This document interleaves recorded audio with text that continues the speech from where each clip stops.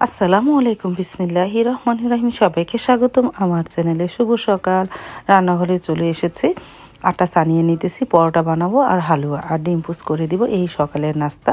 তাহলে আটাটা সানিয়ে নিই।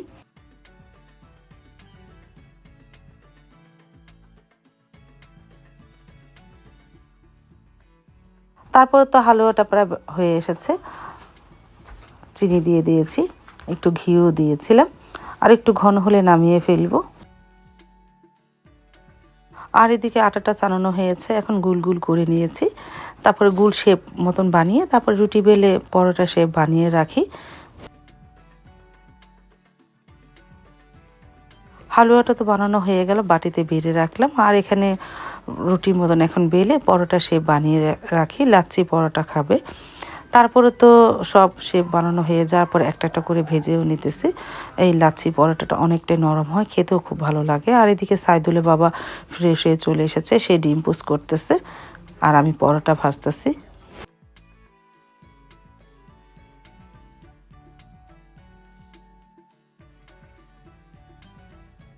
তারপর তো আমরা নাস্তা খেতে বসে পড়লাম। সাইদুল অবশ্য এখন তুই ওঠেনি, বলতেছে পরে উঠবে, ডাক দিয়েছিলাম, বলতেছে আমি পরেই উঠি।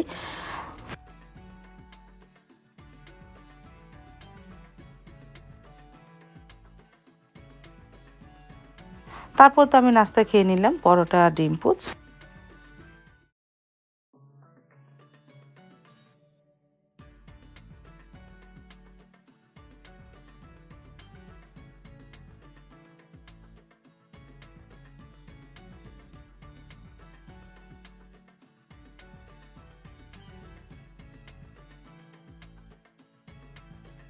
নাস্তা খাওয়ার পর সাইদুলের বাবা একটু বাজারে গিয়েছিল, এনেছে লাউ শাক, পালং শাক। লাউ শাক ভাজি করব, পালং শাক ফলি মাছ দিয়ে রান্না মানে চচ্চড়ি করব।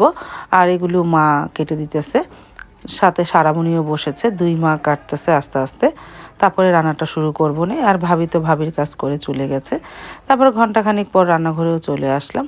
লাউ শাকটা বসিয়ে দিয়েছি লবণ দিয়ে, এখন পেঁয়াজ কাঁচামরিচ দিব। আজকে ফলি মাছ রান্না করব, আর শোল মাছটা লবণ দেওয়া থাক, আগামীকালকে রান্না করবো না।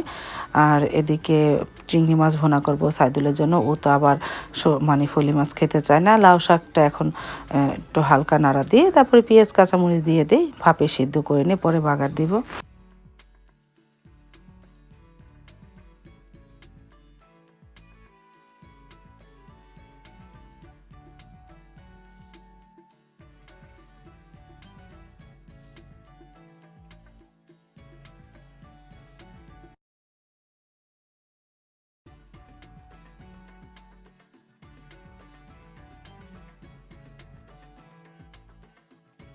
লাউ শাক সিদ্ধ হয়ে যাওয়ার পর রসুন শুকনো মরিচ দিয়ে বাগারও দিলাম। আজকে ভিডিওতে সাইদুলকে দেখানোই হলো না, কারণ সাইদুল সকালে দেরিতে উঠেছে, নাস্তা খেয়ে আবার চলে গেছে একটু নারিশা ওর বন্ধুদের সাথে দেখা করতে। দুপুরও খায়নি, ও ভিডিও করতে পারে না। সাইদুল আজকে দুপুরও খাওয়া দাওয়া করেনি। আজকে সারা ভিডিওতে সাইদুলকে দেখতে পারবা না, কারণ ও আজকে অনেকটাই ব্যস্ত ছিল।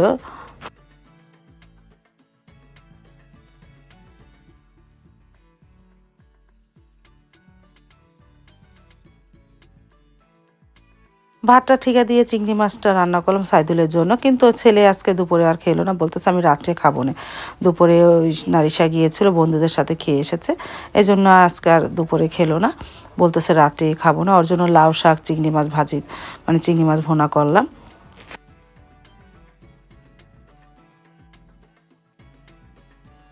শাকটা নামিয়ে এখন ফলি মাছটা বসায়, পেঁয়াজটা ভেজে নিয়েছি। আর এদিকে চিংড়ি মাছটা প্রায় হয়ে এসেছে।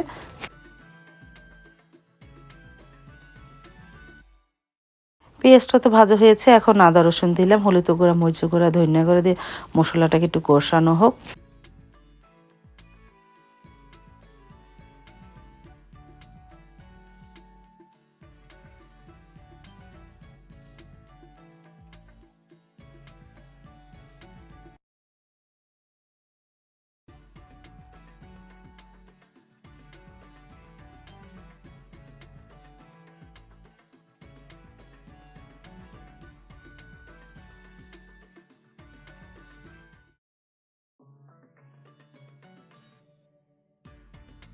মসুরটা ভালোভাবে কষানো হলো। এখন ফলি মাছ আগে দিব, দিয়ে হালকা নাড়াচাড়া করে পালং শাকটা দিয়ে দিব। আর পানি দিব না, কারণ পালং শাক থেকে অনেকটাই পানি ছাড়ে।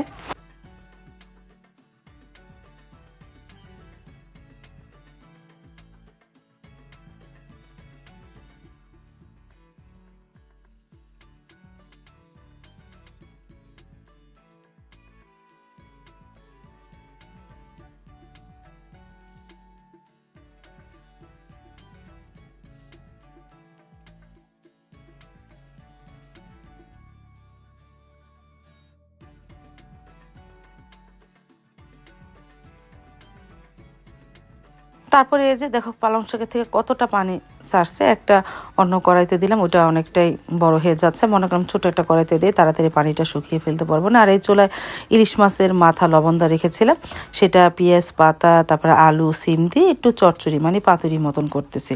এটা সবাই খুব পছন্দ করে। পালং শাক দিয়ে ফলি মাছের তরকারিটা হয়ে গেছে, নামিয়ে রাখলাম। আর এদিকে চুলায় আস্তে আস্তে ওই পাতুরিটা হচ্ছে।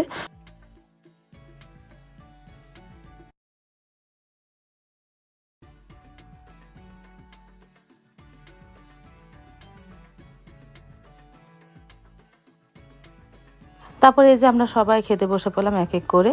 বললাম না আজকে সাইদুল নেই, আজকে সাইদুলকে ভিডিওতে দেখাতে পারলাম না।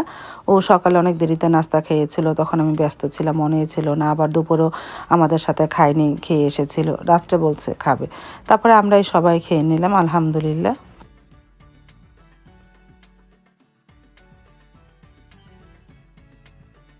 দুপুরে খাওয়া দাওয়ার পর তো আর ভিডিও হয় না। তারপর সন্ধ্যার সময় আজকে একটু আদা চা বানিয়েছিলাম, সবার একটু হালকা হালকা ঠান্ডা আছে, মনে করলাম আদা চা বানাই। তারপর সবাই একসাথে বসে আদা চা খেলাম।